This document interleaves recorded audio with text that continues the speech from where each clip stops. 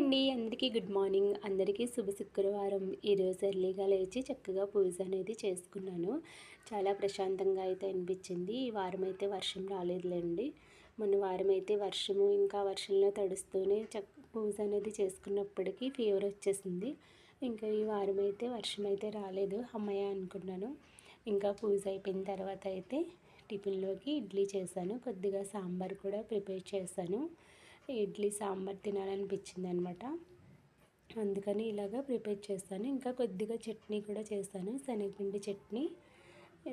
Early morning మనకి ఇలాగా సాంబార్ ఇడ్లీ తింటే వేడివేడిగా బాగుంటుంది కదా, అందుకని చేశానమాట.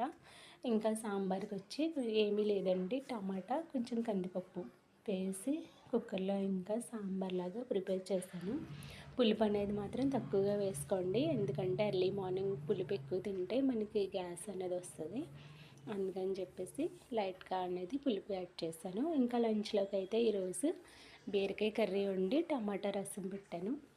టమాటా రసం అనేది చేయడం చాలా రోజులు అయిపోయిందని ఈరోజు ఇంకా టమాటా రసం అయితే ప్రిపేర్ చేశాను అనమాట. ఫ్రైడే కదా, అందుకని ఇంకా మనకి దేవి నవరాత్రులు స్టార్ట్ అయిన తర్వాత నుంచి అయితే 9 డేస్ అంటే 11 డేస్ వచ్చింది కదా ఈసారి. ఈ 11 డేస్ కూడా నేను వెజ్జే వండుతాను ఇంట్లో. ఇంక ఇప్పటి నుంచే వండుతున్నాను. ఇంకా ఈవినింగ్ స్నాక్గా అయితే మా వాడు పాయసం చేయమన్నాడు, దానికోసం పాయసం అయితే చేస్తున్నాను. సింపుల్గా ఏమీ లేదు, కొంచెం షుగరు ఇంకా పాలు సేమియా అంతే, ఆ రెండు వేసి సింపుల్గా అయితే ప్రిపేర్ చేశాను. ఇలా చేయడం వల్ల పిల్లలు ఇంకా కొంచెం ఇంట్లో స్నాక్స్ అనేది తింటున్నారని అనిపిస్తూ ఉంటుంది. వాళ్ళ కోసం మనం చేసిస్తున్నామని మనకి సాటిస్ఫాక్షన్ కూడా వస్తుంది కదా, అందుకని దానికోసం అయితే చేస్తాను ఈవినింగ్ టైము.